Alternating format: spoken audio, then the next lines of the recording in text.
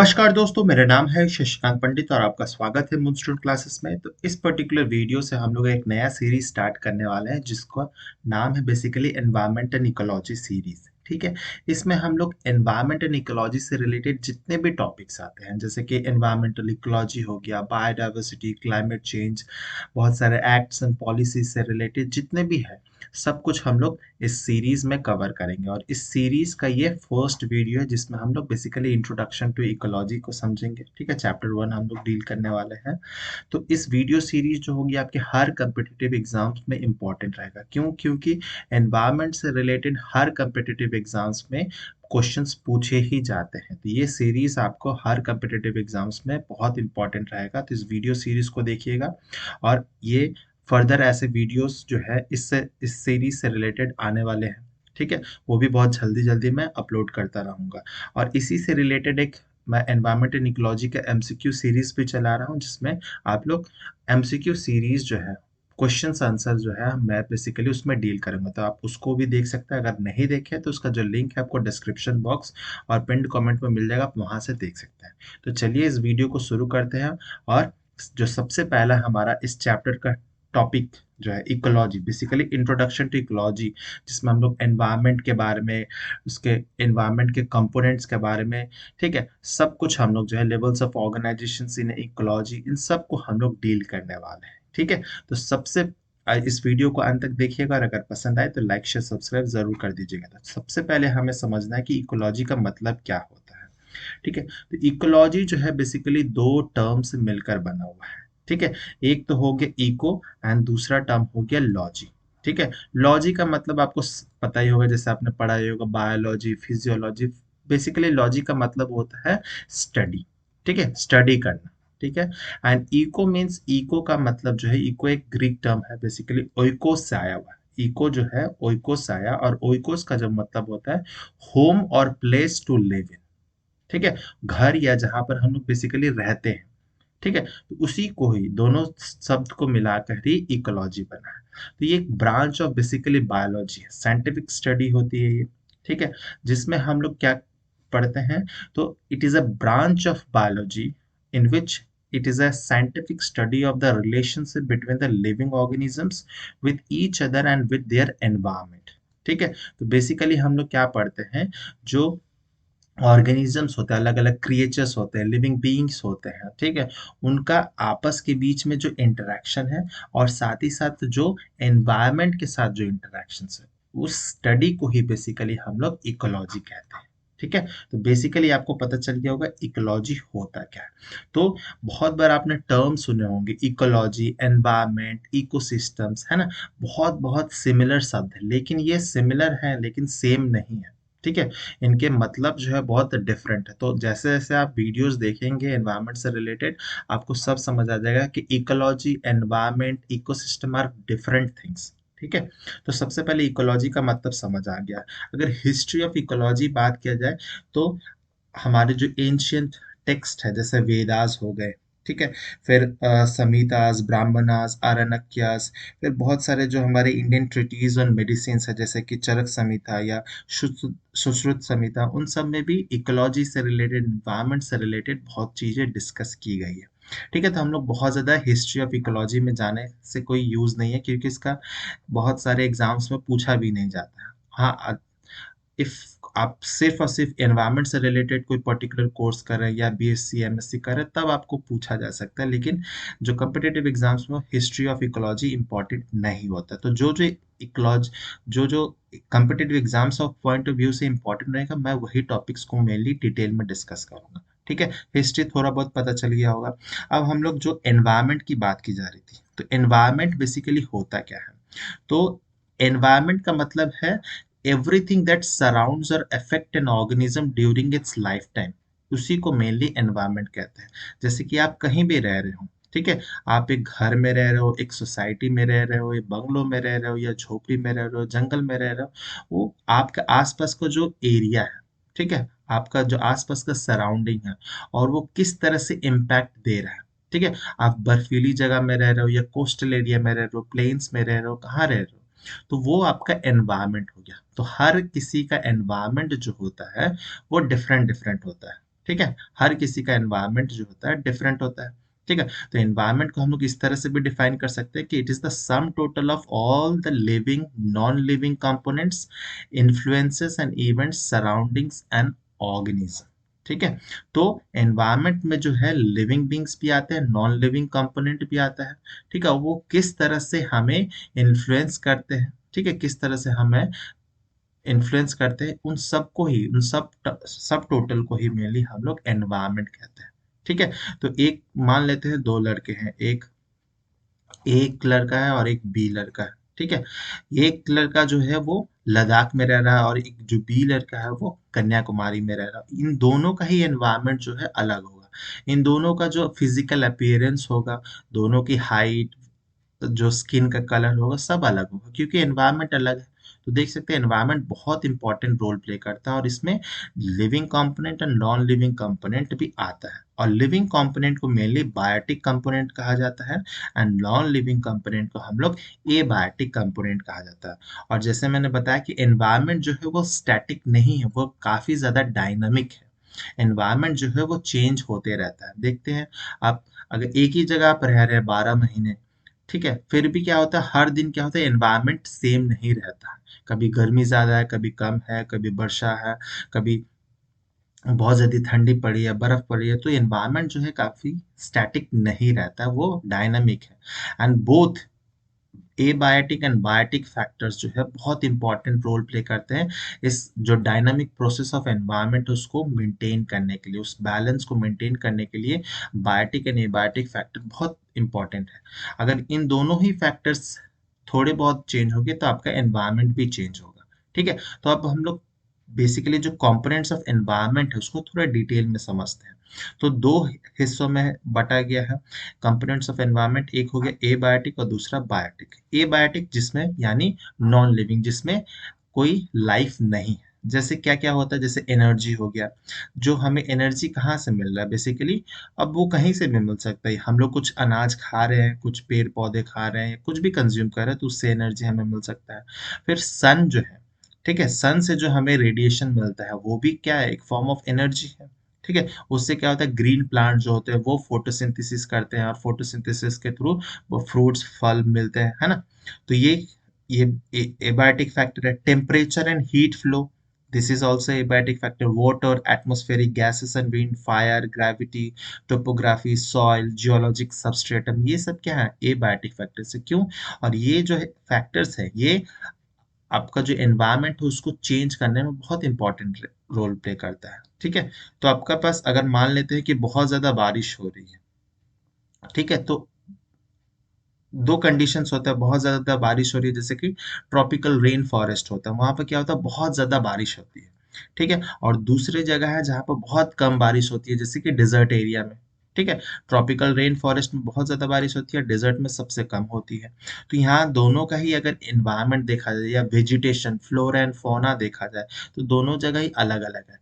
यहाँ पे जो जीव जंतु मिलते होंगे वो यहाँ पर नहीं मिलते होंगे, है ना। तो एनवायरनमेंट जो है, और एनवायरनमेंट में भी एबायोटिक फैक्टर सोचिए किस तरह से इंपॉर्टेंट रोल प्ले कर रहा है हमारे लिविंग बीइंग्स पर।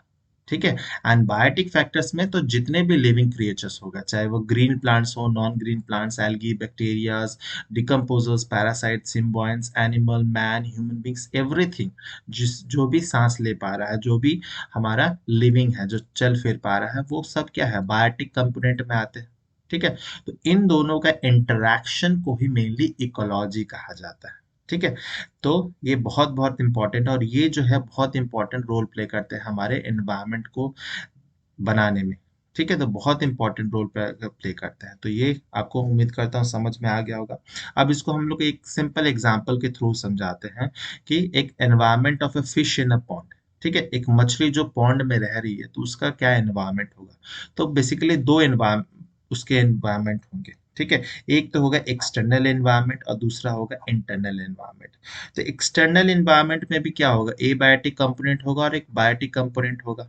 ठीक है, तो एबायोटिक कंपोनेंट में जैसे लाइट हो गया, टेम्परेचर हो गया, वाटर हो गया, nutrient, oxygen, gases, organic matter, ये सब जो है ये हमारा एबायोटिक कंपोनेंट में आ जाएगा। ठीक है, और बायोटिक कंपोनेंट में जैसे कि माइक्रोस्कोपिक ऑर्गेनिजम्स, जैसे कि मछलियाँ, छोटी-छोटी मछलियाँ क्या खाती है? बेसिकली जो माइक्रोस्कोपिक ऑर्गेनिज़म्स हैं, जैसे प्लैंक्टन्स हो गया, इन सब को खाती होगी, ठीक है? एंड एक्वाटिक प्लांट्स, एनिमल्स जो प्रेज़ेंट होते हैं, ये देख सकते हैं आप, ठीक है? एक पॉन्ड में, एक वाटर इकोसिस्टम में क्या होता है, ये सारे ही प्रेज़ेंट होते हैं। तो एक्सटर्नल एनवायरनमेंट जो है, एबायोटिक एंड बायोटिक बोथ क्या है, ये फिश को जो है, ये जो मछली है, उसको उसके एनवायरनमेंट को चेंज करने में, उस डायनामिक प्रोसेस में बहुत ज़्यादा इंपॉर्टेंट रोल प्ले कर रही है।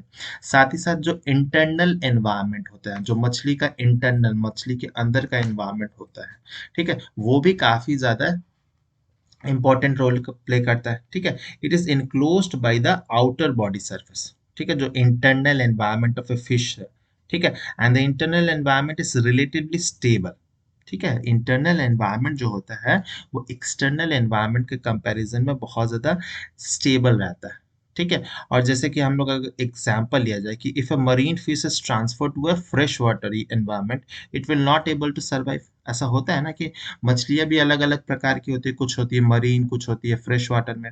तो जो मरीन फिश है, वो मरीन एनवायरनमेंट में ही सस्टेन कर पाएगी। अगर उसको हम लोग फ्रेश वाटर में रखेंगे तो वो सस्टेन नहीं कर पाएगी, वो मर जाएगी। उसी तरह से वाइस वर्सा भी हो सकता है, अगर कोई फ्रेश वाटर फिश है, उसको मरीन इकोसिस्टम में रखते हैं, तो वो भी सर्वाइव नहीं कर पाएगा, ठीक है? तो ये देख सकते हैं कि एक्सटर्नल एंड इंटरनल एनवायरनमेंट जो है मछली के लिए, तो वो किस तरह से इम्पोर्टेंट रोल प्ले कर रहे हैं, ठीक है? तो आपको यहाँ तक तो समझ आ गया होगा इकोलॉजी और एनवायरनमेंट के बीच में थोड़ा बहुत डिफरेंसेस जो है वो आपको समझ आ गया होगा। अब हम लोग आ जाते हैं डायरेक्ट, वो है levels of organisation in ecology, ठीक है? Levels of organisation in ecology. Exam अगर एग्जाम पॉइंट ऑफ व्यू से देखा जाए तो आपको बस इतना ही याद रखना है, IPCEBB, ठीक है? बस आपको ये अगर याद रह गया तो बहुत अच्छी चीज है। तो बेसिकली 6 लेवल्स ऑफ इकोलॉजी होता है, ठीक है? जिसमें IPCEBB का मतलब क्या है? आई स्टैंड फॉर इंडिविजुअल, ठीक है? इस फोटो में भी देख सकते हैं इंडिविजुअल। फिर P stand for population, C stand for community, E stand for ecosystem, B stand for biome, and lastly जो बी, और एक बी जो स्टैंड करता है वो है क्या? बायोस्फीयर। तो ये है 6 levels of organisations in an ecology. तो ये आपको पता होना चाहिए, सीक्वेंस बहुत बार एग्जाम से पूछे जाते हैं। तो individual, population, community, ecosystem, biome and biosphere, ये 6 जो लेवल्स ऑफ ऑर्गेनाइजेशन है, उसी को हम लोग इस वीडियो में डिटेल में डिस्कस करेंगे। इंडिविजुअल तो आपको पता ही होगा कि जैसे कि हम लोग एक सिंगल इंडिविजुअल अगर, ठीक है? तो ऑर्गेनिज्म, अगर इसका डेफिनेशन देखा जाए तो organism in is an individual living being that has the ability to act और फंक्शन इंडिपेंडेंटली। अगर हम लोग खुद से फंक्शन कर पाते हैं इंडिपेंडेंटली, ठीक है, तो हम एक इंडिविजुअल है, ठीक है? जैसे कहा जाता है लिटरल भाषा में कि पैरों पे खड़ा हो गया एक बंदा, ठीक है? उसका मतलब वही है कि वो अपना जो सस्टेनेंस है वो खुद अपने दम पे कर सकता है ना? तो अगर इकोलॉजी के पॉइंट ऑफ व्यू से देखा जाए तो इंडिविजुअल हम लोग किसे कहेंगे? वैसे ऑर्गेनिज्म को जिसके पास एबिलिटी आ जाता है टू एक्ट और फंक्शंस इंडिपेंडेंटली, चाहे वो प्लांट हो, एनिमल हो, बैक्टीरियम हो, फंजाई हो, वो सब इंडिविजुअल है। फिर जो सेकेंड लेवल ऑफ ऑर्गेनाइजेशन है वो हमारा आ जाता है पॉपुलेशन। तो बहुत सारे इंडिविजुअल्स को मेनली मिलाकर हम लोग कह देते हैं पॉपुलेशन, ठीक है? तो बहुत सारे इंडिविजुअल्स को मिलाकर हम लोग पॉपुलेशन कह देते हैं। तो जैसे कि हम लोग एक क्लास में पढ़ते हैं, तो मान लेते हैं क्लास में 40 बच्चे हैं, तो अगर इंडिविजुअली देखा जाए तो कितने, सब अगर इंडिविजुअली सोचेंगे तो एक एक करके 40 बच्चे हैं। लेकिन सबको अगर ग्रुप कर दिया जाए या बहुत सारे सेक्शंस को ग्रुप कर दिया जाए तो वो क्या बन जाएगा? वो एक बेसिकली पॉपुलेशन बन जाएगा, ठीक है? तो अगर डेफिनेशन देखा जाए तो population is a group of organism basically, ठीक है? ग्रुप ऑफ ऑर्गेनिज्म है group of individuals usually of same species occupying a defined area during a specific time. ये बहुत इंपॉर्टेंट चीज है। पॉपुलेशन जो होगा वो सेम स्पीसीज का होगा। अगर हम किसी ह्यूमन बींग्स का पॉपुलेशन काउंट कर रहे हैं तो सिर्फ ह्यूमन बींग्स का। अब ह्यूमन बींग का पॉपुलेशन में प्लांट का पॉपुलेशन या बैक्टीरियम का पॉपुलेशन लोग ऐड नहीं करेंगे, काउंट नहीं करेंगे, ठीक है?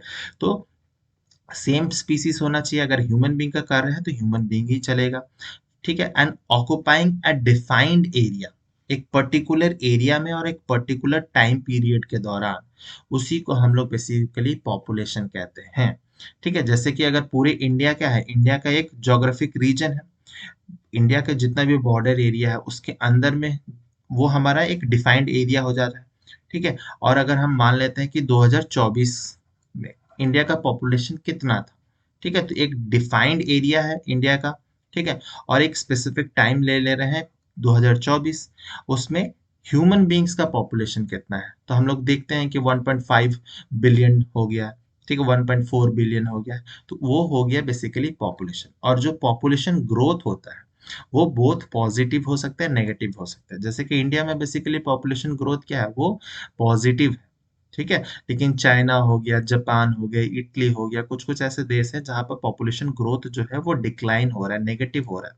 ठीक है, पॉपुलेशन ग्रोथ पॉजिटिव कैसे हो सकता है, मान लेते हैं कि पिछले साल जो पॉपुलेशन है किसी एक पर्टिकुलर एरिया में 100, ठीक है, और फिर नेक्स्ट साल में क्या हो गया, 125 हो गया, तो यहाँ पर क्या हो रहा है, जो पॉपुलेशन ग्रोथ हो रहा है वो पॉजिटिव है। लेकिन इसका उल्टा देखा जाए, मान लेते हैं कि किसी एक वर्ष में पॉपुलेशन जो था वो 125 था, लेकिन नेक्स्ट साल में क्या हो गया, वहां का पॉपुलेशन 100 हो गया, तो यहाँ पे क्या होगा, पॉपुलेशन डिक्लाइन हो गया, यानी पॉपुलेशन ग्रोथ जो है वो नेगेटिव होगा।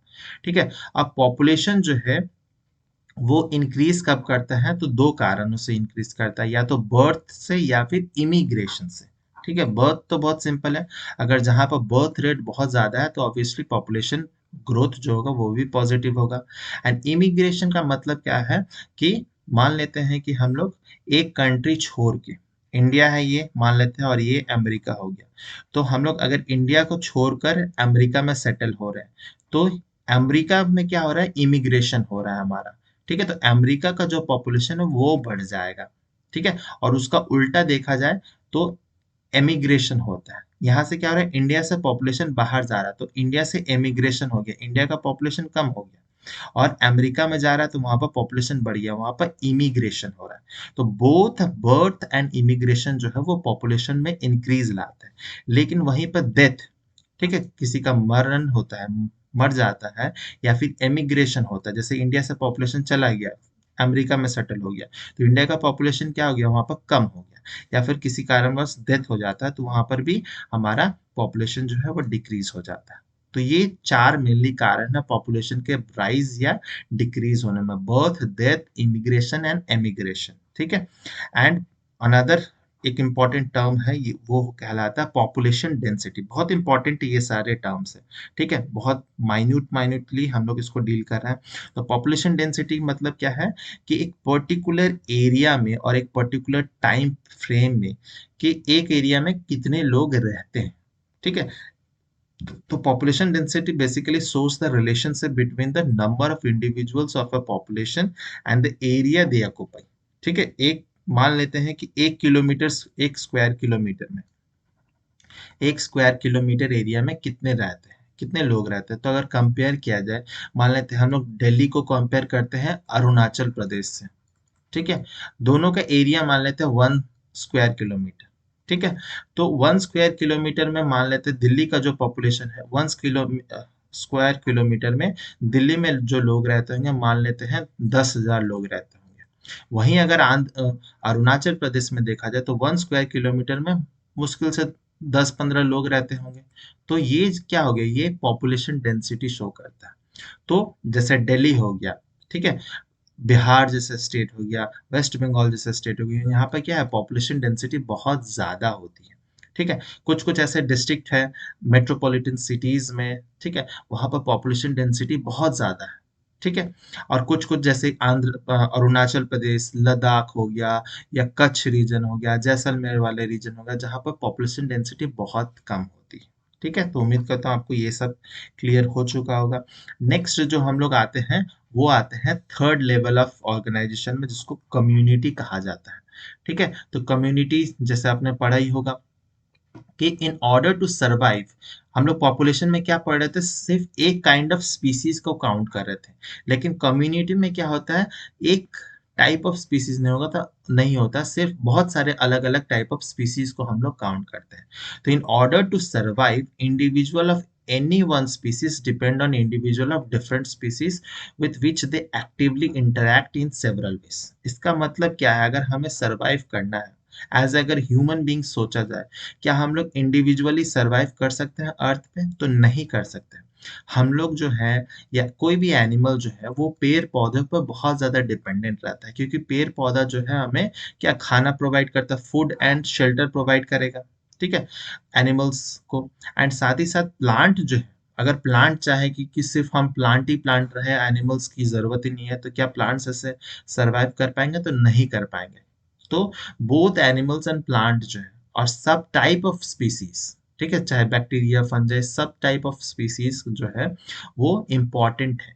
और यही जो है अलग अलग टाइप ऑफ स्पीसीज जो है वही बेसिकली हमें कम्युनिटी बनाता है, ठीक है। तो plants also require animals for pollination, seed dispersal and soil micro organism to facilitate nutrient supply, जैसे डिकम्पोजर्स हो गया, बैक्टीरिया फंजाई हो गया। तो इन सब की जरूरत होती है एक कम्युनिटी को बनाने के लिए, ठीक है। तो बहुत बहुत इंपॉर्टेंट है, ये थर्ड लेवल ऑफ आ चुके हैं हम लोग, ठीक है। एंड टाइप्स ऑफ कम्युनिटी भी देखा जाए तो दो टाइप्स ऑफ कम्युनिटी है, और उसको जो डिवाइड किया गया है, उसको कैटेगराइज किया गया है, वो बेसिस ऑफ साइज।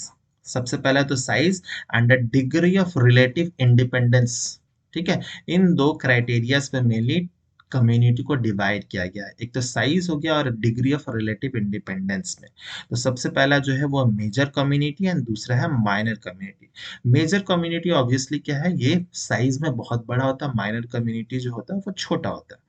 एंड अगर डिग्री ऑफ रिलेटिव इंडिपेंडेंस देखा जाए तो जो मेजर कम्युनिटीज होते हैं वहां पर जो डिग्री ऑफ रिलेटिव इंडिपेंडेंस है बहुत बहुत हमें जो होता है वो इंडिपेंडेंट होता है बहुत। Major communities are basically more और लेस इंडिपेंडेंट, ठीक है। लेकिन माइनर कम्युनिटीज जो होते हैं वो डिपेंडेंट होते हैं, एक दूसरे पर डिपेंडेंट होते हैं। तो जैसे कि मेजर कम्युनिटी एग्जांपल है tropical evergreen forest in the north east India, ठीक है। तो ये क्या है, बेसिकली साइज में काफी बड़ा है और यहाँ पर जो है ये इंडिपेंडेंट है, ठीक है, बहुत ज्यादा रिलेटिवली इंडिपेंडेंट है। लेकिन माइनर कम्युनिटी में देखा जाए तो a mat of lichen lichen on a cow dung pad, तो जो गोबर होता है, ठीक है, गाय का गोबर होता है, उस पे जो छोटे छोटे प्लांट्स कह सकते हैं हम लोग, प्लांट लाइक प्लांट्स ग्रो कर जाते हैं, तो उसी को मेनली लाइकेंस कहा जाता है। तो लाइकेंस हम डिटेल में आने वाले वीडियोस में बता दूंगा। बेसिकली एक सिम्बायोटिक रिलेशनशिप होता है एक एल्गी और फंजाई के बीच में, ठीक है। बस आपको याद यही रखना है, एक सिम्बायोटिक या mutualistic relationship between the algae and fungi होता है। तो जो काउडंग्स पे ग्रो करते हैं तो वो क्या होता है, साइज में बहुत छोटा होता है एंड दे आर डिपेंडेंट, ठीक है, they are dependent on other communities also. तो इसी बेसिस पे ये कम्युनिटीज को डिवाइड किया गया, ठीक है। अब हम लोग नेक्स्ट लेवल पे आ जाते हैं, वो है हमारा इकोसिस्टम लेवल, ठीक है। इकोसिस्टम लेवल बहुत बहुत इंपॉर्टेंट है। इकोसिस्टम क्या है, तो इकोसिस्टम का मतलब, इको का मतलब तो आप समझ ही गए होंगे। तो an ecosystem is defined as a structural and functional unit of biosphere, ठीक है। तो बहुत बार ये क्वेश्चंस एमसीक्यू फॉर्मेट में आते हैं, ठीक है, उसमें पूछ दिया जा सकता है बायोम, ऑप्शंस में बायोम, बायोस्फीयर, ये सब ऑर्गेनिज्म, इंडिविजुअल, सब कुछ पूछा ऑप्शंस में दिया जाता है। तो इकोसिस्टम को बहुत इंपॉर्टेंट है, बहुत इंपॉर्टेंट है कि an ecosystem is defined as the structural and functional unit of biosphere. जैसे हम लोग fundamental and structural unit of life पढ़ते हैं, जिसमें हम लोग सेल पढ़ते हैं, cell is the fundamental and structural unit. Chemistry में हम लोग एटम्स, मॉलिक्यूल्स के बारे में पढ़ते हैं। तो अगर एक बायोस्फीयर में या इकोलॉजी पॉइंट ऑफ व्यू से देखा जाए तो इकोसिस्टम जो होता है एक structural and functional unit of biosphere होता है, जिसमें इकोसिस्टम में consist of a different communities of living beings and their physical environment both interacting and exchanging materials between them. तो ये हो गया proper definition of an ecosystem, ठीक है। तो इकोसिस्टम क्या होता है, ऑब्वियसली कम्युनिटीज जो होते हैं, अलग अलग टाइप ऑफ कम्युनिटीज जो होते हैं वो एक साथ में रहते हैं, ठीक है, जिसमें और हर कम्युनिटीज में लिविंग बीइंग्स भी है, बायोटिक कंपोनेंट भी है, नॉन बायोटिक कंपोनेंट भी है, और इनके बीच में जो इंटरेक्शन होता है और एक्सचेंज होता है मटेरियल्स का, इसी को ही मेनली इकोसिस्टम कहते हैं। एंड इकोसिस्टम, एक टिपिकल इकोसिस्टम में it includes plant, trees, animal, fish, bird, microorganism, water, soil, people, सबको जो है वो एक इकोसिस्टम में आ सकता है। और इकोसिस्टम का साइज जो होता है वो भी काफी ज्यादा वैरी करता है, छोटा भी हो सकता है, बड़ा भी हो सकता है। छोटा का एग्जांपल जैसे कि एक एक्वेरियम में आप अगर हम लोग मछली रख रहे हैं, ठीक है, तो वो भी एक इकोसिस्टम है, भले ही वो मैनमेड इकोसिस्टम है, ठीक है। और वही कंपेयर किया जाए एक ओशन में मछलियां हैं, तो वो क्या है, साइज में बहुत बड़े बड़े हैं, ठीक है, लेकिन दोनों ही क्या है, इकोसिस्टम है, क्योंकि यहाँ पर प्लांट, ट्रीज, एनिमल, ये सब कुछ जो है वो अवेलेबल है, ठीक है। डिफरेंट काइंड ऑफ कम्युनिटीज जो है वो प्रेजेंट होता है, और इनके बीच में इंटरेक्शंस होते हैं और मटेरियल्स का भी एक्सचेंज होता है, ठीक है। तो इकोसिस्टम जो होता है वो भी साइज में बहुत वैरी करता है। और अगर कंपोनेंट ऑफ इकोसिस्टम देखा जाए, तो एनवायरनमेंट का जो कंपोनेंट है वो भी वही सेम चीज जो है वो हमारा, वही सेम चीज हमारा इकोसिस्टम में भी आ जाता है, ठीक है। तो बाय उसमें सबसे पहला जो है एबायोटिक कंपोनेंट यानी नॉन लिविंग, जैसे कि inorganic and non living parts of the world, soil, water, air, light, energy, ये सब कुछ आ जाता है। फिर बहुत सारे जो केमिकल्स है, ऑक्सीजन, नाइट्रोजन, है ना, ये सब जो है। फिर बहुत सारे जो फिजिकल प्रोसेसेस होते हैं, ज्योग्राफिकल प्रोसेसेस होते हैं, जैसे volcanoes, earthquakes, flood, forest fire, climate, weather conditions, ये सब क्या है, एबायोटिक कंपोनेंट्स में आ जाते हैं, जिसमें लाइफ नहीं रहता है, लेकिन ये बायोटिक कंपोनेंट पे बहुत प्रभाव डालते हैं, ठीक है। सिमिलरली बायोटिक कंपोनेंट जैसे कि including the living organism comprising of plants, animals, microbes जैसे बैक्टीरिया, फंजाई, ये सब है, ठीक है। वायरसेस जो है वो ना ही लिविंग में आता है ना ही बायोटिक में आता है, ये बहुत इंपॉर्टेंट चीज है। तो कुछ कुछ होते हैं, ठीक है, जिसको हम लोग ए सेलुलर कहा जाता है, जो ना हम लोग बायोटिक कंपोनेंट में डाल सकते हैं ना एबायोटिक कंपोनेंट में डाल सकते हैं। तो जैसे कि वायरसेस हो गए, ये बहुत इंपॉर्टेंट है, आपको याद रखना है कि वायरसेस ना लिविंग है ना नॉन लिविंग है, ठीक है। तो इन दोनों का जो इंटरेक्शंस होता है और इन दोनों के बीच में जो मटेरियल का एक्सचेंज होता है, उसी को मेनली हम लोग इकोसिस्टम कहते हैं, ठीक है। अब हम लोग आ जाते हैं कुछ प्रोड्यूसर्स के बारे में, ठीक है, जो हमारे basically levels of basically ecosystems होते हैं, ठीक है। उसमें हम लोग पढ़ते हैं प्राइमरी प्रोड्यूसर्स के बारे में, जो सबसे पहला लेवल होता है, ठीक है। उसको हम लोग मेनली इकोसिस्टम में बोलते हैं प्राइमरी प्रोड्यूसर्स, यानी प्रोड्यूसर्स यानी जो, जिसका दूसरा नाम भी है ऑटोट्रॉप्स या सेल्फ नरिशिंग, जो खुद से खाना बना सकता है, ठीक है, उसको हम लोग प्राइमरी प्रोड्यूसर्स कहते हैं। जैसे कि जो ग्रीन प्लांट्स हो गए, बैक्टीरिया, एल्गी हो गए, जो खुद से खाना बना सकते हैं through the process of photosynthesis, through the process of photosynthesis, उसी को मेनली हम लोग प्राइमरी प्रोड्यूसर्स कहते हैं। जैसे पेड़ पौधे हो गए, ठीक है, उसी को हम लोग ऑटोट्रॉप्स बोलते हैं। ऑटोट्रॉप्स यानी जो खुद से खाना बना सकते हैं। दूसरा जो लेवल आता है वो आता है बेसिकली कंज्यूमर्स का, ठीक है, दे आर द कंज्यूमर्स, ठीक है। अब कंज्यूमर्स को हम लोग हेट्रोट्रॉप्स या फैगोट्रॉप्स भी कहते हैं, ठीक है। इनके पास ये कैपेबिलिटी नहीं है कि ये खुद से खाना बना सके या प्रोड्यूस कर सके, ठीक है, तो उसको हम लोग कंज्यूमर कहते हैं। तो ये जो होता है कंज्यूमर्स क्यों कहते हैं, क्योंकि ये डिपेंडेंट है प्रोड्यूसर्स पे। जैसे हम लोग क्या हो गया, मैन, ह्यूमन बीइंग क्या है, एक कंज्यूमर है, वो जो है डिपेंडेंट होता है प्राइमरी प्रोड्यूसर्स पे, ठीक है। अब कंज्यूमर्स भी जो है वो अलग अलग कैटेगराइज किया गया है दो हिस्सों में। मेजर जो कैटेगराइज किया है माइक्रो एंड मैक्रो कंज्यूमर्स, ठीक है। तो अगर मैक्रो कंज्यूमर्स देखा जाए, ठीक है, तो they feed on plants and animals और both and are categorised on the basis of their food sources. तो मैक्रो कंज्यूमर्स में भी हम लोग अलग अलग देख लेते हैं। तो सबसे पहला जो होता है वो होता है हर्बीवोर्स, या जिसको प्राइमरी कंज्यूमर्स बोला जाता है, which mainly feed on the plant, जो सिर्फ प्लांट्स वगैरह या प्लांट के प्रोडक्ट्स को कंज्यूम करते हैं, उसको हम लोग हर्बीवोर्स कहते हैं। जैसे cow, rabbit, kettles, zebra, giraffe, ये सब क्या है, एलिफेंट, ये हर्बीवोर्स में आते हैं, ठीक है। दिस आर कॉल्ड, इसका दूसरा नाम प्राइमरी कंज्यूमर्स भी है। तो ये सारे ही टर्म्स इंपॉर्टेंट है, ठीक है। फिर प्राइमरी कंज्यूमर्स को कौन कंज्यूम करता है, तो वो सेकेंडरी कंज्यूमर्स होते हैं, जो जैसे कि that feed on primary consumers, जैसे कि उल्व्स हो गया, है ना, लोमड़ी वगैरह, ठीक है। फिर सेकेंडरी कंज्यूमर्स के बाद आता है हमारा कार्निवोर्स, ठीक है। कार्निवोर्स वैसे एनिमल्स होते हैं, आपने पढ़ा ही होगा जूनियर क्लासेस में, तो जो मीट खाते हैं बेसिकली, ठीक है, जो सिर्फ मीट खाते हैं। हर्बीवोर्स जो होते हैं वो सिर्फ वेजिट मतलब ग्रीन कंज्यूम करते हैं, ग्रीन लीव्स वगैरह कंज्यूम करते हैं। कार्निवोर्स जो मीट, फ्लेश कंज्यूम करता है। And omnivores are those who consume both meat, fish, meat, flesh and leaves also, ठीक है। तो कार्निवोर्स बेसिकली जो है वो सेकेंडरी कंज्यूमर्स है and are also called, sorry, carnivores feed on secondary consumers, ठीक है, and are also called tertiary consumers. Example जैसे लायन हो गया, ये लायन जो है वो ओल्व्स को खाता है, ठीक है। तो ये क्या होता है, एक चेन बना लेता है।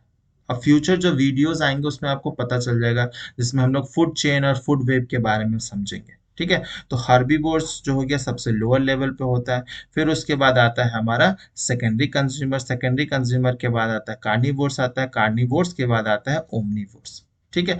और ये क्या होता है, एक दूसरे को खाते रहते हैं, ठीक है। तो और सबसे नीचे आ गया हमारा प्रोड्यूसर, ये हो गया प्रोड्यूसर, ठीक है। ये फिर हर्बीवोर्स हो गया, सेकेंडरी कंज्यूमर्स हो गया, ठीक है। फिर ये कार्निवोर्स या टर्शरी कंज्यूमर होगा, और ये जो हो गया ओमनीवोर्स, जिसको टॉप कंज्यूमर्स भी कहा जाता है। तो ये एक दूसरे को खाता है, ये इसको खाता है, ये इसको खाता है, ये इसको खाता है, ऐसे करके चलते रहता है, ठीक है। और ओमनीवोर्स जो दोनों ही कंज्यूम करता है, प्लांट्स एंड एनिमल्स, जैसे मैन एंड क्रो।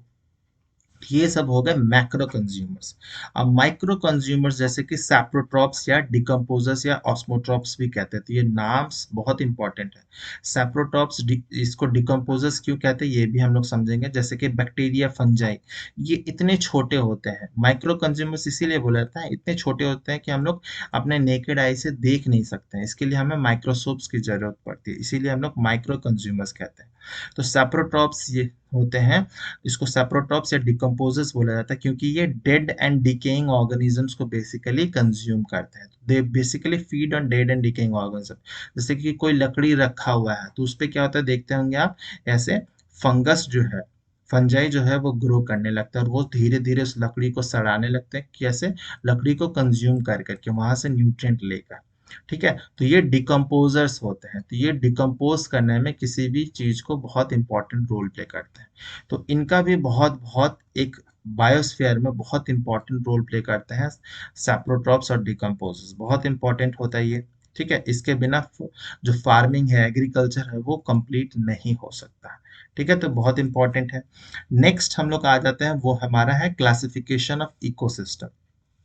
तो अगर हम लोग नेचुरल इकोसिस्टम को देखा जाए, मैनमेड इकोसिस्टम भी होता है, लेकिन वो हम लोग अभी नहीं आएंगे। नेचुरल इकोसिस्टम में भी दो तरह के होते हैं, एक तो टेरेस्ट्रियल हो गया, दूसरा एक्वाटिक हो गया। टेरेस्ट्रियल यानी जो लैंड पे होता है, ठीक है, एंड दूसरा एक्वाटिक हो गया जो पानी पे होता है। टेरेस्ट्रियल में भी आते हैं फॉरेस्ट, ग्रासलैंड, डिजर्ट्स, ये सारे आ जाते हैं।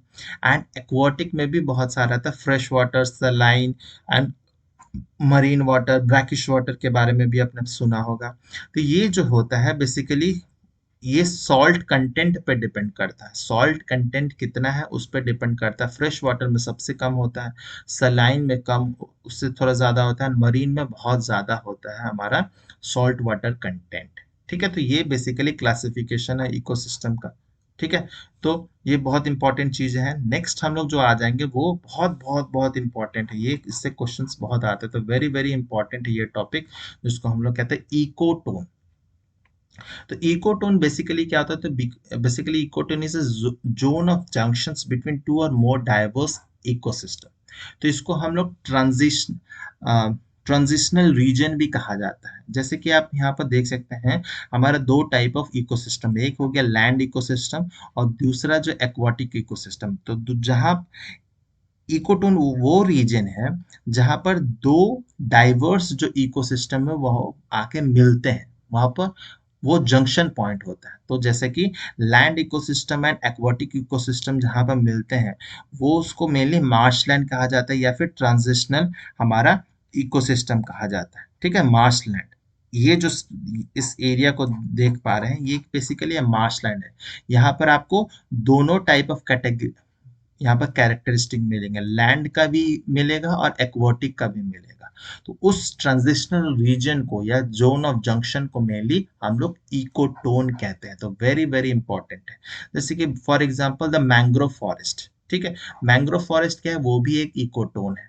तो मैंग्रोव फॉरेस्ट कैसे बनता है, जब फ्रेश वाटर जो है, ठीक है, इको बेसिकली मैंग्रोव फॉरेस्ट जो है represent N ecotone between marine and the terrestrial ecosystem. ठीक है। मरीन एंड टेरेस्ट्रियल इकोसिस्टम जो डेल्टा वाले रीजन है, जहां पर क्या होता है, जो हमारा फ्रेश वाटर है और जहां पर मरीन वाटर मिक्स होता है, ठीक है, उस वाले रीजन में ज्यादातर मैंग्रोव्स आपको दिख जाएंगे। फिर जो ग्रासलैंड होता है, एस्चुरीज होता है, रिवर बैंक्स होता है, ये जो मार्शलैंड है बेसिकली क्या है, रिवर बैंक्स है, ये क्या है, इकोटोन है। तो this is basically the transitional zone between two diverse ecosystems. Here we are talking about land ecosystem and aquatic ecosystem, ठीक है। And the characteristic of ecosystem तो बहुत सारे हैं, लेकिन दो इंपॉर्टेंट कैरेक्टरिस्टिक बहुत इंपॉर्टेंट है, ठीक है। तो it is a conditions intermediate to the adjacent ecosystem and hence it is called zone of tensions. तो बहुत इंपॉर्टेंट है, इकोसिस्टम इकोटोन को हम लोग जोन ऑफ टेंशन भी कहते हैं, क्योंकि यहाँ पर दोनों टाइप ऑफ कैटेगरी जो कंडीशंस है, लैंड वाला कंडीशंस और एक्वाटिक वाला कंडीशंस, आपको दोनों ही इस रीजन में मिल जाएगा। और कभी कभी देखा गया है ऐसे बहुत सारे इकोसिस्टम है, जैसे मैंग्रोव्स हो गया है ना, ग्रासलैंड वाले इकोसिस्टम में क्या होता है, ये इस इकोटोन वाले रीजन में क्या होता है, नंबर ऑफ स्पीसीज और जो पॉपुलेशन डेंसिटी होता है वो काफी ज्यादा होता है as compare to this individual ecosystem, ठीक है। तो उस इफेक्ट को मेनली एज इफेक्ट कहा जाता है, ठीक है। यहाँ पर जैसे कि मार्शलैंड में जो है, अगर आप हम लोग कंपेयर किया जाए लैंड इकोसिस्टम को और एक्वाटिक इकोसिस्टम को in comparison to this marshland, तो हमें पॉपुलेशन डेंसिटी या नंबर ऑफ स्पीसीज जो है वो मार्शलैंड में ज्यादा मिलेगा इन दोनों के कंपैरिजन में, ठीक है। तो इस इफेक्ट को मेनली हम लोग एज इफेक्ट कहते हैं, ठीक है। तो बहुत इंपॉर्टेंट है। For example the density of birds is greater in the mixed habitat of the ecotone between forest and desert. अगर हम लोग कंपेयर किया जाए कि पॉपुलेशन डेंसिटी ऑफ बर्ड कहाँ ज्यादा होगा, अगर हम लोग दो रीजन दे दिए जाए, एक फॉरेस्ट हो गया और एक डेजर्ट हो गया, तो आप कहेंगे, कुछ लोग कहेंगे फॉरेस्ट में होगा, कुछ डेजर्ट में होगा, लेकिन सबसे ज्यादा हमें डेंसिटी कहाँ मिलेगा, इन दोनों का ट्रांजिशनल रीजन में, यानी जोन ऑफ हमारा टेंशंस यानी इकोटोन रीजन में मिलेगा, यहाँ पर सबसे ज्यादा मिलेगा। तो इसी को ही मेनली एज इफेक्ट कहा जाता है। तो ये दो टर्म जो है, एज इफेक्ट एंड इकोटोन, ये बहुत बहुत इंपॉर्टेंट है, क्वेश्चंस में हमेशा ही एग्जाम्स में ऐसे क्वेश्चंस पूछे जाते हैं। तो ये कंसेप्ट उम्मीद करता हूँ आपको क्लियर हो चुका होगा। नेक्स्ट हम लोग टॉपिक्स जो पढ़ेंगे वो है निश। बहुत बहुत इंपॉर्टेंट है निश, ठीक है।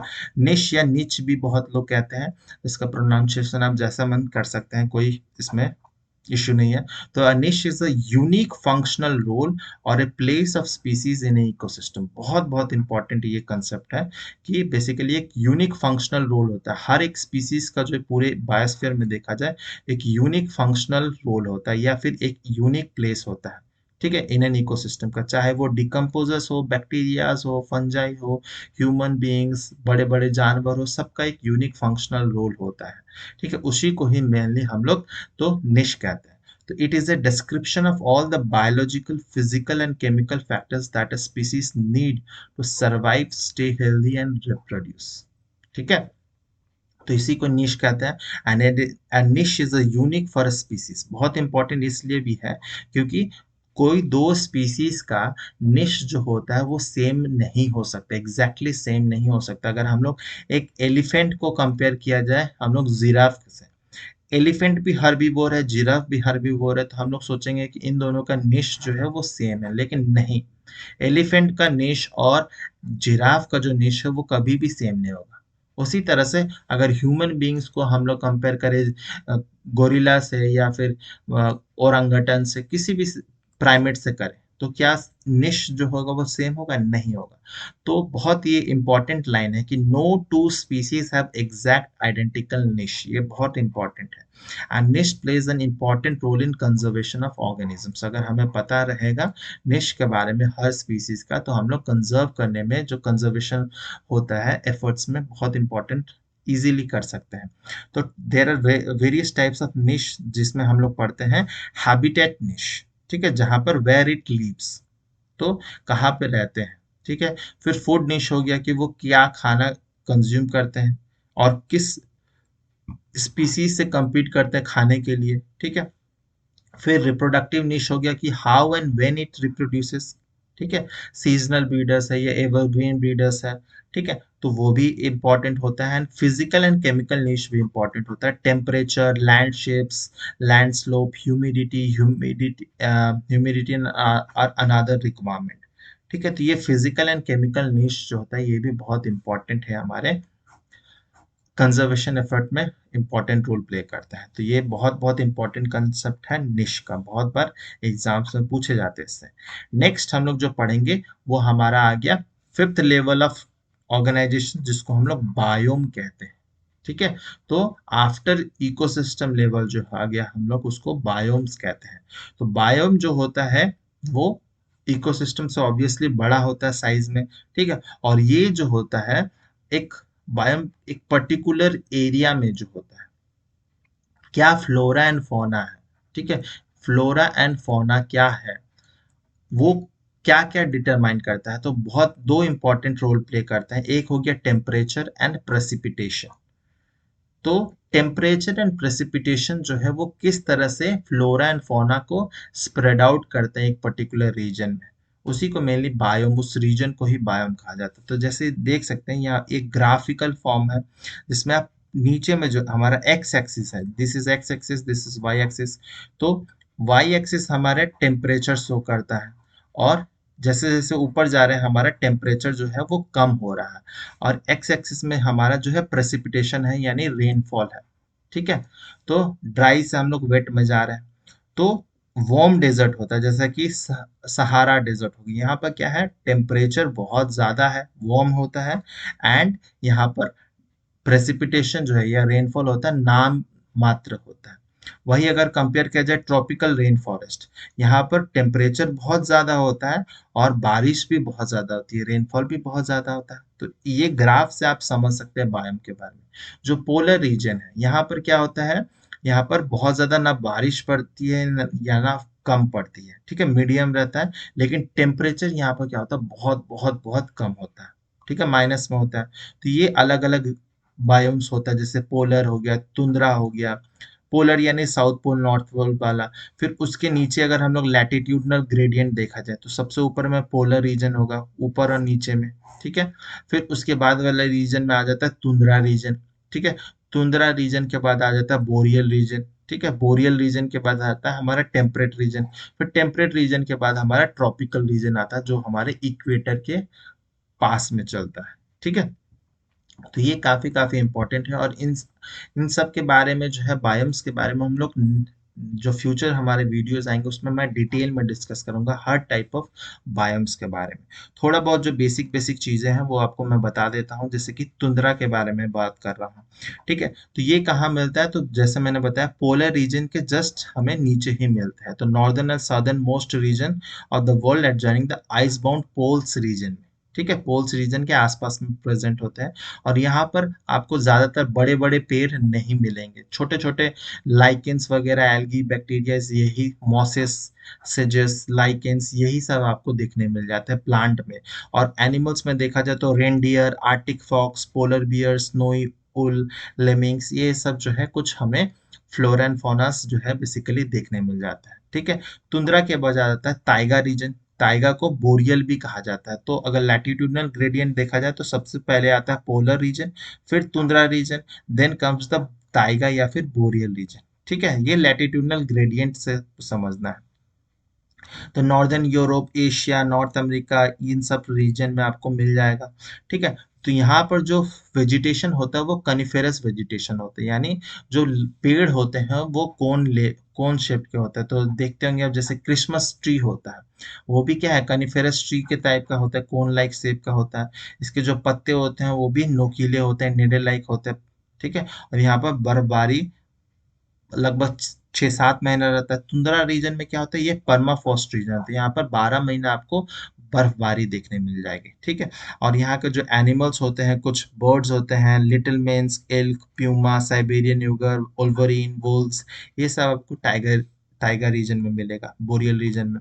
फिर टाइगा के बाद आ जाता है temperate region, temperate deciduous forest, ठीक है। तो central southern Europe, eastern north America, ये सब चाइना, जापान, न्यूजीलैंड, ये सब बहुत बार लोकेशन भी पूछा जाता है, बायोम्स कहाँ पर है और उसके लोकेशंस कहाँ कहाँ है, तो ये आपको याद रखना होगा। ठीक है। तो अगर ज्योग्राफी आपको समझ आती है अच्छे से, मैप आपको समझ आता है, तो ये बहुत इजी है, आपको याद करने की जरूरत भी नहीं पड़ेगी। जैसे जैसे मैं बता रहा हूँ, पोलर रीजन आ जाएगा, फिर टुंड्रा आएगा, फिर ताइगा आ जाएगा, उसके बाद टेम्परेट रीजन आएगा, फिर ट्रॉपिकल आएगा, फिर नीचे अगर देखा जाए, ये हो गया हमारा नॉर्दर्न हेमिस्फीयर में। सदर्न हेमिस्फीयर में भी सेम है, हमारा ट्रॉपिकल आएगा, फिर टेम्परेट आएगा, फिर ताइगा आ जाएगा, फिर टुंड्रा आएगा, फिर पोलर रीजन आ जाएगा, ऐसे करके ही चलेगा। ठीक है। तो टेम्परेट रीजन्स में जैसे कि ट्रीज जैसे बीच, ओक, मेपल, चेरी, ठीक है। तो जो कनाडा का झंडा में जो पेड़ पत्ता मिलता है, वो क्या है, मेपल का है। ठीक है। चेरी, चेरी ब्लॉसम होता है जापान में, कोरिया में। ठीक है। तो ये सब मिल जाएगा, बहुत सारे वर्टिब्रेट्स, इनवर्टिब्रेट्स एनिमल्स मिल जाएंगे। फिर टेम्परेट के नीचे आ जाता है ट्रॉपिकल रेन फॉरेस्ट, जो ट्रॉपिकल रीजन यानी इक्वेटोरियल रीजन में होता है। ठीक है। तो इक्वेटोरियल रीजन्स में ब्राजील वगैरह में, है ना, इंडोनेशिया, इवन इंडिया के जो सदर्न मोस्ट टिप्स वाले रीजन है, केरला वाले रीजन या अंडमान निकोबार आइलैंड में भी आपको ये देखने मिल जाएगा। यहाँ पर क्या होता है, बहुत ज्यादा क्या होता है, बारिश बहुत ज्यादा होती है। ठीक है। हमेशा बारिश बहुत ज्यादा होती है, टेम्परेचर बहुत ज्यादा रहता है। और पूरा अगर ट्रॉपिकल रेन फॉरेस्ट जो होता है, वो सिर्फ और सिर्फ 7% ऑफ अर्थ का एरिया ऑक्यूपाई करता है। लेकिन इस ट्रॉपिकल रेन फॉरेस्ट में 40% of the world's plant and animal species जो होते हैं वो फाइंड मिलते हैं। तो ये क्या है, ट्रॉपिकल रेन फॉरेस्ट जो होता है वो बायोलॉजिकल हॉटस्पॉट्स होते हैं। यहाँ पर आपको बहुत बहुत तरह के प्रजाति जो है जानवर और पेड़ पौधे के आपको मिल जाएंगे। जैसे अमेजन रेन फॉरेस्ट हो गया, वो बहुत ज्यादा डाइवर्स है, बायोडाइवर्सिटी से रिच होता है। ठीक है। फिर ट्रॉपिकल रेन फॉरेस्ट के बाद सवाना जो हो गया। ठीक है। ये क्या होता है, ट्रॉपिकल रीजन में ग्रासलैंड होता है, जैसे अफ्रीका में मिलता है। ठीक है। तो यहाँ पर आपको ज्यादातर ग्रासेस मिलेंगे, ठीक है, घास मिलेगा और पेड़ मिलता है, लेकिन बहुत दूर दूर मिलता है, स्कैटर्ड ट्रीज मिलता है, बहुत दूर दूर रीजन में मिलता है। और यहाँ पर जो जानवर भी मिलेंगे वो भी ज्यादातर जो घास वगैरह खाते हैं, जैसे एंटीलोप्स, बफेलोज, जीब्रास, एलिफेंट्स, राइनोसरस, ये सब आपको ज्यादा मिलेंगे। ठीक है। सवाना ये हो गया बेसिकली, जो ट्रॉपिकल रीजन में ग्रासलैंड होता है उसको सवाना कहते हैं। और कुछ ग्रासलैंड ऐसे होते हैं जो टेम्परेट रीजन्स में मिलते हैं, जैसे नॉर्थ अमेरिका, यूक्रेन वगैरह में टेम्परेट कंडीशंस में ग्रो करते हैं, उसको भी हम लोग प्रेरीज, वेल्स, ये सब टर्म से डिनोट करता है। तो जो नेक्स्ट वीडियोस आएंगे उसमें मैं डिटेल में ये सब डिस्कस करूंगा, ये जस्ट ओवरव्यू है। तो यहाँ पर भी सिमिलर कंडीशंस होते हैं, लेकिन यहाँ पर क्या होता है, टेम्परेट रीजन में क्योंकि ये पड़ता है ग्रासलैंड्स, तो यहाँ पर टेम्परेचर जो होता है वो कम होता है, तो यहाँ के वेजिटेशंस जो होते हैं वो थोड़े बहुत अलग होते हैं। फिर एक होता है हमारा डेजर्ट बायोम होता है, जहां पर क्या होता है, डेजर्ट ऑब्वियसली पता ही होगा, ये भी दो टाइप के होते हैं, cold desert and hot desert. ठीक है। तो यहाँ पर क्या होता है, ऑब्वियसली टेम्परेचर चेंज बहुत कम होता है या बहुत ज्यादा होता है, एंड जो रेनफॉल होता है वो ना के बराबर होता है, ह्यूमिडिटी भी बहुत कम होता है ना। तो जैसे इंडिया में आपको थार डेजर्ट मिल जाएगा, सबसे बड़ा जो डेजर्ट है अफ्रीका में सहारा desert, Taklamakan desert, Arabian desert, Gobi desert, आपको सब बहुत सारे डेजर्ट मिल जाएंगे। और यहाँ पर पेड़ पौधे तो बहुत ज्यादा नहीं होते, कैक्टस, यूफोर्बियास, सेज बोस, है ना, सीबक थॉर्न्स, ये सब आपको मिल जाएंगे आपको प्लांट्स वगैरह में। फिर reptiles, fauna, small mammals, birds, कुछ कुछ बर्ड्स आपको मिल जाएंगे एनिमल्स के कंटेक्स्ट में। ठीक है। तो ये बेसिकली हमारे बायोम्स है जो मैं डिस्कस करना चाहता था, ये जस्ट ओवरव्यू है, नेक्स्ट वीडियोस में मैं डिटेल में डिस्कस करूंगा। ठीक है। एंड नेक्स्ट अगर एक्वाटिक जोन्स में, ये सब तो टेरेस्ट्रियल जोन्स में था, अगर एक्वाटिक जोन्स में कहा जाए तो जिससे फ्रेश वाटर इकोसिस्टम होता है। ठीक है। अब फ्रेश वाटर इकोसिस्टम में भी दो इंपॉर्टेंट टर्म्स होते हैं, एक होता है लोटिक वाटर इकोसिस्टम और एक होता है लेंटिक। ठीक है। तो लोटिक जो मूविंग वाटर होता है, जो बहता हुआ पानी होता है, जैसे कि रिवर का पानी होता है। ठीक है। रिवर, स्ट्रीम, स्प्रिंग्स, रिवुलेट्स, क्रिक, ब्रुक्स, ये सब का जो पानी होता है उसको लोटिक कहा जाता है, मूविंग का। और लेंटिक जो होता है वो एक जगह स्टैटिक होता है, जैसे कि रिवर का, जैसे कि पॉन्ड का, पूल का, ठीक है, स्वाम्प, बॉग्स, लेक्स का पानी जो होता है उसको हम लोग क्या कहते हैं, लेंटिक कहते हैं, जो ठहरा हुआ पानी होता है, जो फ्लो कर रहा है, जो फ्रेश वाटर बेसिकली हम लोग कहते हैं, वो हो गया हमारा लोटिक। तो बहुत बार ये पूछा जाता है लोटिक एक्वाटिक सिस्टम और हमारा लेंटिक। तो लोटिक जो हो गया वो मूविंग हो गया एंड लेंटिक जो हो गया वो स्टैटिक हो गया। तो ये बहुत इंपॉर्टेंट है। फिर मरीन इकोसिस्टम में भी देखा जाए तो जैसे मैंने बताया कि वहां पर सॉल्ट कंसेंट्रेशन जो सैलिनिटी होता है बहुत इंपॉर्टेंट रोल प्ले करता है। तो सैलिनिटी, क्योंकि मरीन इकोसिस्टम 70% जो है अर्थ का एरिया जो है वो पानी से ही घिरा हुआ है, और 70% पानी जो जो घिरा हुआ है उसमें भी 97% जो है वो तो मरीन इकोसिस्टम ही है। तो मेजॉरिटी ऑफ द अर्थ जो है वो मरीन इकोसिस्टम से ही घिरा पड़ा है। तो यहाँ पर सॉल्ट कंसेंट्रेशन बहुत ज्यादा होता है, 35 पीपीटी यानी पार्ट्स पर थाउजेंड। ठीक है। एंड 90% जो सॉल्ट्स प्रेजेंट होते हैं वो सोडियम क्लोराइड होते हैं, जिससे हम लोग नमक भी बनाते हैं खाने लायक। फिर एस्चुरीज होता है, ये भी क्या है, एक्वाटिक जोन्स होता है। तो जैसे कि मैंने बताया जहां पर फ्रेश वाटर आकर मरीन वाटर या ओशन के वाटर से मिलता है उस इकोटोन रीजन को मेनली एस्चुरी कहा जाता है। ठीक है। तो in estuaries fresh water from the rivers meet ocean water and the two are mixed in the actions of a tide. तो उस रीजन को मेनली हम लोग एस्चुरीज कहते हैं। ठीक है। तो ये भी एक टाइप ऑफ इकोटोन होता है। फिर कोरल रीफ होता है, आपने ग्रेट बैरियर रीफ के बारे में सुना होगा, ऑस्ट्रेलिया में मैंग्रोव्स के बारे में सुना होगा, इसके सब के बारे में मैं डिटेल में आऊंगा। तो ये इंट्रोडक्टरी वीडियो था। तो ये हो गया एक्वाटिक जोन्स के बारे में। अब हम लोग जो लास्ट हमारा लेवल ऑफ ऑर्गेनाइजेशन है, सिक्स्थ जो है बायोस्फीयर, उसको भी जान लेते हैं। तो बायोस्फीयर बेसिकली एक पार्ट ऑफ अर्थ होता है where life can exist. Simple भाषा में यही होता है। बायो का मतलब obviously living beings, and sphere वो पार्ट ऑफ द अर्थ जहां पर लाइफ पॉसिबल है, जहां पर हम लोग सर्वाइव कर सकते हैं। तो इस वेन डायग्राम से आप समझ सकते हैं। तो जो हमारे थ्री स्फीयर्स होते हैं, एटमॉस्फेयर, लिथोस्फीयर और हाइड्रोस्फीयर्स, इन तीनों का जो जंक्शन पॉइंट होता है उसी को मेनली बायोस्फीयर कहते हैं, जहां पर हम लोग क्या यानी लिविंग ऑर्गेनिजम्स जो है वो सरवाइव कर सकते हैं। ठीक है। तो इस वेन डायग्राम से आपको समझ आ गया होगा। तो life in the biosphere is abundant between 200 metres below the surface of the ocean and above 600 metres. तो बहुत नैरो रीजन है पूरा। अगर अर्थ को कंसिडर किया जाए तो बहुत कम हिस्सा में ही जो है लाइफ जो है वो पॉसिबल है। बाकी जो majority of the 95 to 97% area जो है वहां पर लाइफ पॉसिबल ही नहीं है। अगर हम लोग सोचे कि माउंट एवरेस्ट के ऊपर में रह सकते हैं तो वो कुछ घंटों के लिए, कुछ दिन के लिए हम लोग रह सकते हैं, हमेशा नहीं रह सकते हैं। या हम लोग सोचेंगे कि मरियाना ट्रेंच में जाकर हम लोग रहे तो रह सकते हैं, नहीं रह सकते, पॉसिबल नहीं है। विदाउट एनी अगर सपोर्ट हम लोग रहना चाहें तो नहीं रह सकते। तो बायोस्फीयर बहुत नैरो रीजन है पूरे अर्थ में। ठीक है। जहां पर लाइफ जो है सरवाइव कर सकता है। ठीक है। तो ये हमारा सिक्स्थ लेवल ऑफ हमारा ऑर्गेनाइजेशन। तो इसी के थ्रू हमारा पहला जो इंट्रोडक्टरी वीडियो है टू इकोलॉजी एंड एनवायरनमेंट वो कंप्लीट होता है। उम्मीद करता हूँ आपको समझ आया होगा। जो भी डाउट्स हैं आप कमेंट सेक्शन में पूछ सकते हैं या सजेशंस हो पूछ सकते हैं। एंड इस वीडियो को अगर अच्छा लगा हो तो लाइक ज़रूर कीजिएगा, शेयर एंड सब्सक्राइब नहीं किया तो ज़रूर से ज़रूर कीजिएगा। और एक और चीज़ है कि जो हम मैं एनवायरनमेंट एंड इकोलॉजी का जो एमसीक्यू सीरीज है उसका भी वीडियोस आप जरूर देखिएगा, जिसमें मैं इसी टॉपिक से रिलेटेड मैं उसमें एमसीक्यू क्वेश्चंस के बारे में बताता हूँ, शेयर करता हूँ, उसे भी देखिएगा। तो मिलते हैं हम लोग नेक्स्ट वीडियो में। टिल देन बाय बाय, जय हिंद।